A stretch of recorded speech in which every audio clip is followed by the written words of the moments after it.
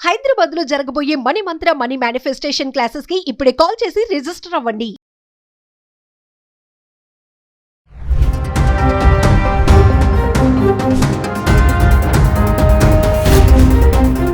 Hi hello నమస్తే welcome back to Suman TV. Present మనతో పాటు ఉన్నారు retired IAS Telangana, worked as a vice chancellor in triple IT, commissioner education, ఇదే కాకుండా MBBS MD public health doctor A Ashok garu. మరి సార్తో మాట్లాడదామా? ఏ గురించి ఈరోజు మాట్లాడడానికి మనతో కూర్చున్నారు. చాలా రోజుల తర్వాత సార్ని మళ్ళీ పిలవడం జరిగింది. అసలు ఏ అనేది ఫ్యూచర్లో ఎలా ఉండబోతుంది, జాబ్సే కానీ మన ఇంకా హెల్త్ అడ్మినిస్ట్రేషన్లో చూసుకున్నా కూడా ఇంకా ప్రతి దాంట్లో కూడా ఏ అనేది ఇప్పుడు ట్రెండ్గా నడుస్తుంది కదా. సో మరి సార్ మనతో పాటు ఉన్నారు, సార్తో మాట్లాడదాం డీటెయిల్గా. నమస్తే సార్. నమస్తే సార్, ఒక వీడియోలో మీరు చెప్పారు ఏఐ అనేది మనల్ని ఓన్లీ ఎకానమీ జాబ్సే కాకుండా మన హెల్త్ విషయంలో కూడా చాలా కేర్ తీసుకుంటుంది, అంటే పర్సనల్ అసిస్టెన్స్ లాగా కూడా ఉంటుంది అన్నారు. అలాంటి రెండు సంఘటనల గురించి మాట్లాడుకుందాం సార్. అంటే ఏఐ ప్రాణాలను కూడా కాపాడుతుంది అంటే రీసెంట్గా ఒక పర్సన్ హాస్పిటల్కి వెళ్తే ఇంకా మీతో చెప్పిస్తాను ఆ విషయం అంతా ఏంటి వివరాలు. వెళ్ళినప్పుడు ఆయన డాక్టర్ ఏం చెప్పాడు, ఏం లేదు కూల్గా ఇంటికి వెళ్ళిపో అన్నప్పుడు ఆయన ఇంటికి వచ్చాక ఏ ఎలా కాపాడింది ఆయన్ని? ఏ చాలా వైద్య రంగంలో చక్కటి సేవలను అందిస్తుంది. ఏ ఒక శుభ పరిణామం, మానవాళికే శుభ పరిణామం. ఏ వల్ల చాలా అసలు లాభాలు జరుగుతున్నాయంటే బెస్ట్ ఎగ్జాంపుల్ ఏంటంటే ఆరోగ్యం పైన ఏ అందించే సేవలు సహాయం దోహదం చేస్తున్నది. ఏ విధంగా అంటే ఏ ప్రాణాలు కాపాడుతుంది ఒక విధంగా చెప్పాలంటే. ఎందుకంటే ఇప్పుడు నటాలి అనే ఒక ఆవిడ, తను చాట్ జీపీటీ లో గేమ్స్ ఆడుకుంటూ ఉంది. అయితే తను 8 months ప్రెగ్నెంట్. అప్పుడు ఆవిడ ఇంట్లో కూర్చొని టీవీ చూసుకుంటూ అలా చాట్ పెట్టి సరదాగా ఆడుకుంటుంది. ఆడుకుంటూ నాకెందుకో దవడ చాలా గట్టిగా అనిపిస్తుంది, గట్టిగా అనిపిస్తుంది, నొప్పిగా కొంచెం టైట్ అనిపిస్తుంది అని ఇలా టైప్ చేసింది. చాట్ జీపీటీని అడుగుతుంది. ఆ చాట్ జీపీటీని అడిగింది, why my jaw is aching అంటే వెంటనే ఏమన్నదంటే, please rush to the hospital, go to the emergency, you have to rush immediately అని మెసేజ్ వచ్చింది. She did not understand. 8 months పైగా జాకి అలాంటి హార్ట్ ఇంకేదైనా ఎమర్జెన్సీ అని అనుకోరు కదా. ఆవిడ అంటే నటాలి ఆవిడ పేరు.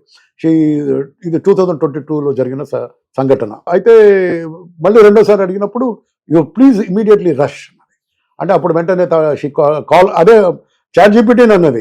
అంటే అదే ఏ యొక్క సాధారణ ఏదైతుందో చాట్ జీపీటీ అప్లికేషన్ అదే అన్నది, call ambulance, rush to the hospital అని మళ్ళీ తొందర పెట్టింది అది. అంటే అప్పుడు ఆవిడ సీరియస్గా తీసుకొని పోయింది. అక్కడ వెళ్ళినాక ఆడ వాళ్ళు డయాగ్నోసిస్ చేశారు, ఆవిడ ఈసీజీ తీసుకున్నారు. ఆ తర్వాత చూసుకుంటే కరెక్ట్ ఆవిడకి చాలా సీరియస్ ఎమర్జెన్సీ ఉండింది. వాళ్ళు ఏమన్నారంటే డాక్టర్స్, మీరు 1/2 hour లేట్ అయి ఉంటే అసలు మీరు బహుశా ప్రాణాలతో ఉండడం అవకాశం లేకుండే, so really has sent you in time అని అన్నారు. ఇంకోటి, ఒకవేళ ఆవిడ ఆ మాట అనకపోయి ఉంటే, సరదాగా చాట్ జీపీటీతో ముచ్చటించకపోయి ఉంటే రాత్రి పడుకునేది ఆవిడ, లేచేదన్న గ్యారంటీ లేదు అనమాట. నిద్రలోనే ప్రాణం పోయేది. సో ఈ విధంగా ఏఐకి జస్ట్ మెన్షన్ చేసినందుకు గాను ఉంది.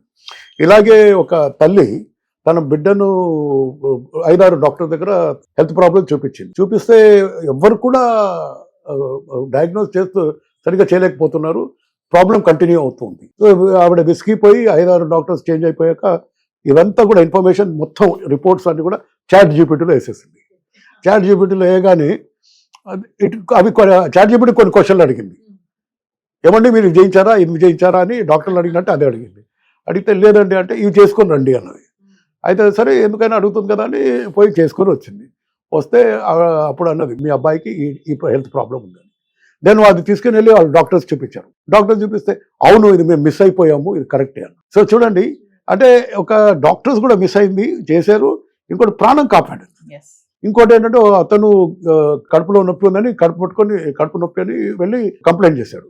అయితే ఇది అసిడిటీ అయి ఉంటుందని డాక్టర్లు దాన్ని కొంచెం తేలిగ్గా తీసుకొని, సరే కంగారు ఎందుకు పెట్టాలి, మామూలుగా అసిడిటీ లాగానే ఉన్నాయి సిమ్టమ్స్ అని వాళ్ళు అసిడిటీ బ్లాక్ చేయడానికి యాంటాసిడ్ ఇచ్చారు. ఇచ్చి ట్రీట్మెంట్ ఇచ్చి ఏం పర్లేదు మీరు వెళ్ళండి అన్నారు. అయితే వెళ్ళాక కూడా is getting the problem.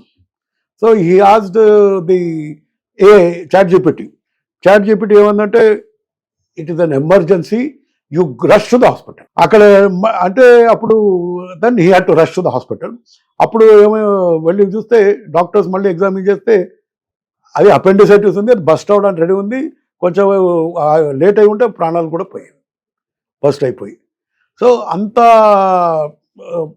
Serious ప్రాబ్లమ్ని అక్కడ డాక్టర్స్ డయాగ్నోస్ చేయకపోతే చాట్ జీపీటీ దాన్ని పసిగట్టి ఆ వ్యక్తికి ఆ పేషెంట్కి అడ్వైజ్ ఇచ్చేసి ప్రాణాలని కాపాడింది. ఇది డాక్టర్ కంటే ఎక్కువ. సో డాక్టర్ ఏవైతే మిస్డయాగ్నోస్ చేస్తున్నారో ఈ మధ్య కొన్ని దగ్గర ఎర్రర్స్ అవుతున్నాయి, హ్యూమన్స్ ఎర్రర్.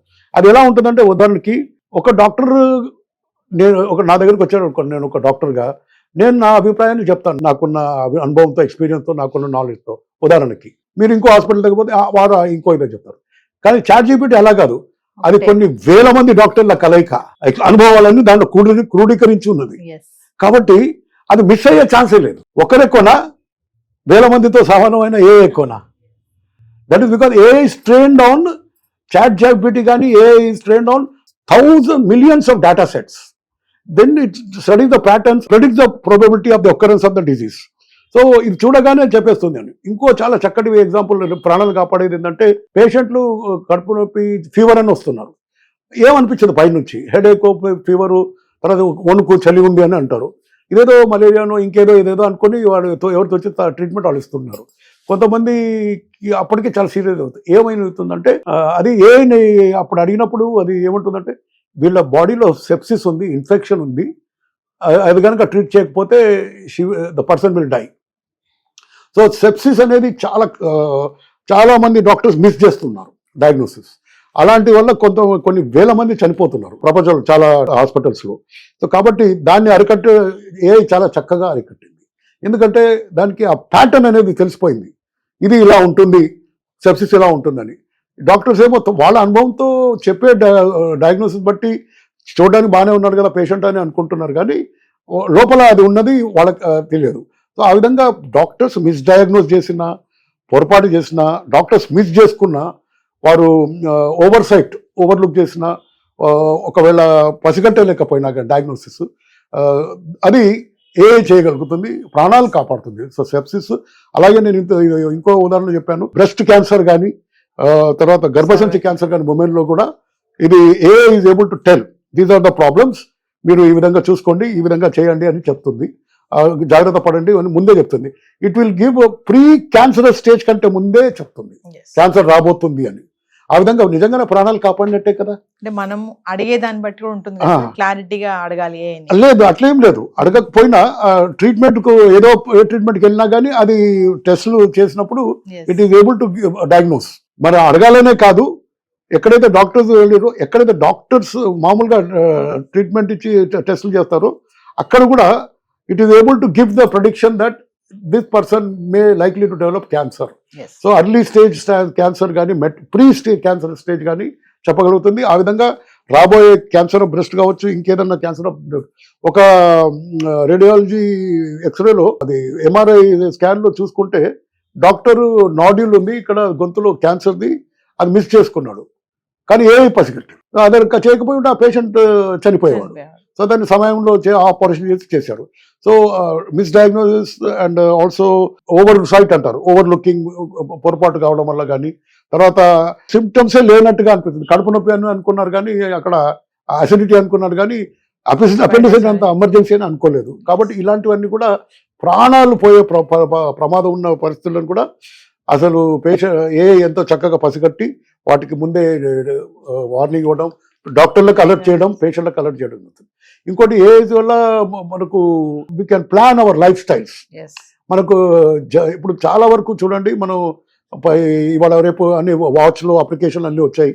దీనివల్ల మనకు glucose monitoring, sugar monitoring, heart rate monitoring, ECG monitoring, and తర్వాత పల్స్ రేటు, తర్వాత మన యాక్టివిటీస్ అన్నీ కూడా మానిటర్ చేయబడుతున్నాయి.